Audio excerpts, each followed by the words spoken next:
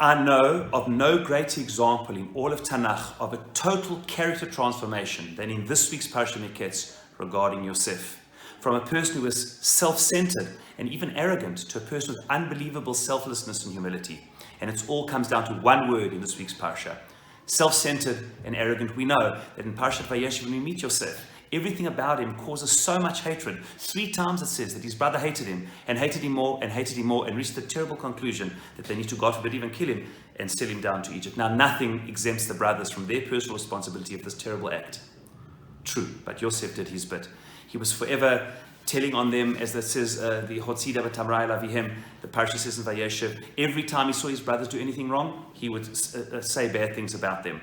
And if that wasn't enough, he would go and tell them his dreams. Imagine telling your parents and your brothers, gathering them twice and say, everybody's going to bow down to me. And with every dream, they hated him more and more. Hatred, more hatred, more hatred. They couldn't say one good word about him. It says that lo yachlu dabro shalom. They envied him and hated him so much.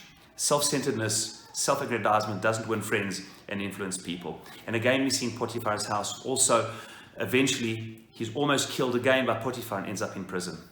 In these 2 years that Yosef is in prison at the end of last week's parasha, he emerges a totally different person. He obviously introspected, and the character transformation is unparalleled. And where do we see it? When Pharaoh brings him out and he stands before Pharaoh and he says, I believe that you are the amazing, I've heard unbelievable things about you. The butler, everybody says that nobody can interpret dreams like you. Everyone in my court has tried. What do you have to say? And what's the first word that comes out of his mouth? And here is the transformation. Biladai. It's got nothing to do with me. You got the wrong story. It's God. Elokim yanech paro. And when he tells him the dreams, he says, no, it's not me, it's God. Meaning, Yosef comes out from being the center of his world to living in a God-centered world. And when you're in a God-centered world, it's about selflessness, it's about being a vehicle for God's goodness, and it's about being it's about understanding your place in a humble and self-effacing way.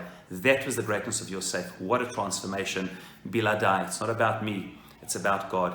Indeed, that's the great lesson of Yosef, that if we are able to take responsibilities for our lives, no matter what, we are able to totally transform ourselves and redirect our lives in the way they should be directed. Like in our personal lives, so in our collective lives. The Chashmonaim, exactly the same. That's Chanukah. That's the Nitzachon HaRuach, that the victory of the Spirit is the ability to take full responsibility, as the Chashmonaim did, and alter the course of Jewish history by wanting to do things differently. May it be in our personal and collective lives, like Yosef and the Chashmonaim, we take full responsibility. And when we believe in our ability to do that and live in a God-centered world, through our talents and blessings, we can change our lives, the lives of the Klal, for the good. Shabbat Shalom. Chanukah Sameach.